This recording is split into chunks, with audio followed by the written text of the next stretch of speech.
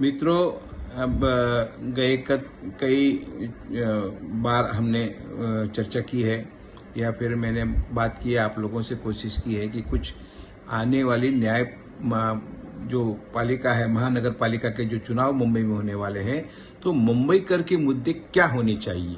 मैं इस पर बहुत जोर दे रहा हूं कि हम सभी लोग कुछ भी, कोई मराठी का मुद्दा उठाएगा, भाषा का मुद्दा उठाएगा, जातिवाद का उठाएगा, कोई और मुद्दा उठाएगा, लेकिन मुंबई कर का जो अर्बन पुअर है, जो शहरी गरीब है, मिडिल क्लास है, उसको क्या चाहिए, वो रोज क्या, वो किस बात की रोज समस्या को सामने जाता है। तो मेरे से पब्लिक ट्रांसपोर्ट मेरा जो फेवरेट टॉपिक है, रोज उसको संघर्ष करना पड़ता है कि सरकारी या जो ट्रांसपोर्ट है, बीएसटी बसेस है, लोकल ट्रेन में बहुत संघर्ष करना पड़ता है। बस बीएसटी बसेस आज भी बहुत कम है। लगभग इस जो 1.25 से 1.5 करोड़ का जो मुंबई शहर है, उसमें कम से कम बहुत बड़े पैमाने पे बीएसटी का नेटवर्क होना चाहिए। आज हम लोग देख रहे हैं कि 3-4 हजार बसें चल रही है, वो बहुत ही कम है, बहुत परेशान करने वाली है। जो टैक्सी और रिक्शा है काली पीली, उनमें भी बहुत संघर्ष करना पड़ता है। बहुत सी टैक्सियां इलीगली पॉइंट टू पॉइंट चलती है या शेयर टैक्सी में चलाती हैं, तो कॉमन जो रास्ते पे जो चलने वाली टैक्सीज है वो नहीं मिलती है। मेरा ये कहना था कि टैक्सियों के परमिट ज्यादा से ज्यादा देना चाहिए। जो रिफ्यूज करते हैं कम्यूटर्स को कि मैं यहाँ नहीं जाऊंगा, वहां नहीं जाऊंगा, टैक्सी और रिक्शा बार बार अपनी मर्जी के अनुसार ही भाड़ा लेते हैं, उसके ऊपर भी रोक लगनी चाहिए। कानूनी सख्त कार्रवाई होनी चाहिए। डबल पैसा मांगते हैं, उस पर भी कार्रवाई होनी चाहिए। ये आप जितने भी इंफ्रास्ट्रक्चर, महंगे और फैंसी इंफ्रास्ट्रक्चर आप बना लें मुंबई में, लेकिन उसका उपयोग आम आदमी के जीवन में उसका कुछ भी बदलाव उसकी वजह से नहीं होता है। हम देखते हैं कि बच्चों की जो स्कूल की, प्राइवेट स्कूल की जो फीस है, वो एक स्कूल माफिया बनते जा रहा है। बहुत बड़ा शिक्षण माफिया है। बहुत मनमानी तरीके से फीसें वसूली जाती है। छोटे से छोटा जो पियून है, जो क्लर्क है, अपने बच्चों को पढ़ाने के लिए पूरी जिंदगी भर कर्जे में डूब जाता है। उसके अलावा स्कूल और कॉलेज का तो छोड़ दो, उसके बाद में एक दूसरा माफिया भी जो मुंह बहाए खड़ा रहता है हर एक परिवार को निगलने के लिए, पक्की कमाई निगलने के लिए, वो है कोचिंग क्लास का माफिया। जब हम कॉलेज में बच्चों को भेजते हैं, स्कूल में बच्चों को भेजते हैं, क्यों नहीं वहाँ के टीचर और प्रोफेसर ये सुनिश्चित करे कि हमको कोचिंग क्लास की जरूरत नहीं पड़ेगी। हम इतनी महंगी फीसें दे रही हैं, उसके बावजूद कोचिंग क्लास पे जाना पड़ता है, और वो भी मनमाने तरीके से लूटम लाट चलती है। इस शिक्षण माफिया से भी हमारे लोगों को बचाना बहुत जरूरी है। यहाँ तक की और बात है, पीने के लिए साफ पानी, जो टैंकर माफिया से भी मुक्ति मिलनी चाहिए। पानी हमने देख है मुंबई में भी जितने हम हो सकते हैं, छोटे छोटे तालाब, बड़े बड़े मैदानों के नीचे पानी हम इकट्ठा कर सकते हैं। रेन वाटर हार्वेस्टिंग जब बीएमसी बिल्डिंग में बोलती है, तो रेन वाटर हार्वेस्टिंग बीएमसी को भी बड़े बड़े खुले मैदानों के नीचे अपने करनी चाहिए। पानी सस्ता होना चाहिए, नहीं तो बहुत बड़ी एक समस्या होती है।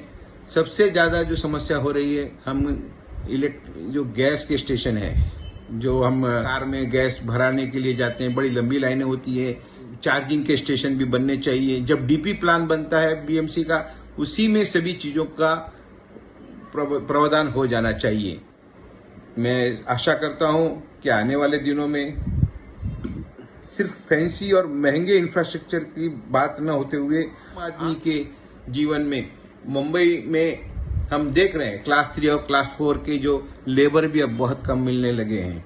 गांवों में मोदी सरकार की वजह से काफी डेवलपमेंट हो चुका है। टायर 2, टायर 3 सिटी में लोग या अपने गांवों में रहना पसंद करते हैं, वहां रहना बहुत आसान हो गया है, तो मुंबई में आते नहीं है।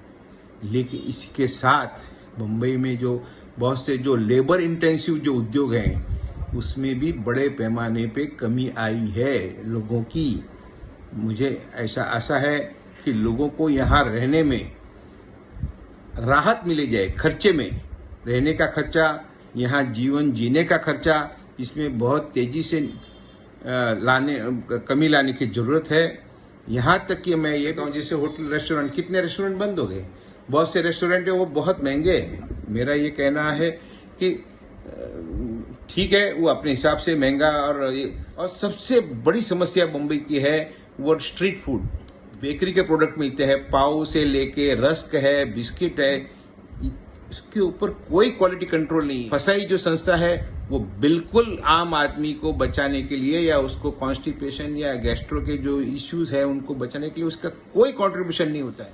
आप होटल में रेड करते हैं फूड के लिए, रास्ते पर अगर ये जो बेकरी के वड़ा पाव का जो पाव भाजी का जो पाव है, चिकन है, मटन है, गंदा जो आमलेट बन रहे हैं, जो तेल यूज किया जा रहा है बेहद गंदा है, उसके ऊपर कोई क्वालिटी का कंट्रोल नहीं। पनीर के बारे में आप सिर्फ निगरानी करते हैं, 2-4 लोगों के कम से कम हर वार्ड में फसाई और बीएमसी ने मिलकर रेड करनी चाहिए। एज ए मुंबईकर सबको चाहूंगा कि आने वाले मुंबई के दिनों में, आने वाले मुंबई के चुनावों में, नगर पालिका चुनाव में ये मुद्दे बेहद जरूरी है और उनके ऊपर बहुत याद करें, और खास करके पब्लिक ट्रांसपोर्ट के ऊपर बहुत ध्यान देना जरूरी है। मेट्रो है, मेट्रो से नीचे उतरेंगे, रेलवे स्टेशन से बाहर उतरेंगे, हमको गंतव्य स्थान जाने के लिए इतना संघर्ष करना पड़ता है।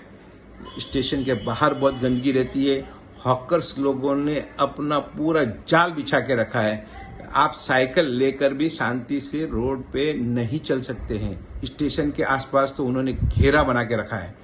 मैं हॉकर्स होंगे नहीं होंगे ये सरकार की पॉलिसी है, लेकिन उनको रेगुलेट करना चाहिए। आम आदमी को, आम नागरिक को, जो और वृद्ध लोगों को, जो सीनियर सिटीजन है, वो अपना सामान लेकर बड़ी आसानी से रिक्शा, टैक्सी, ओला, उबर आपने 50% बेस रेट बढ़ा दिए, उसके बावजूद भी अवेलेबल नहीं होती है।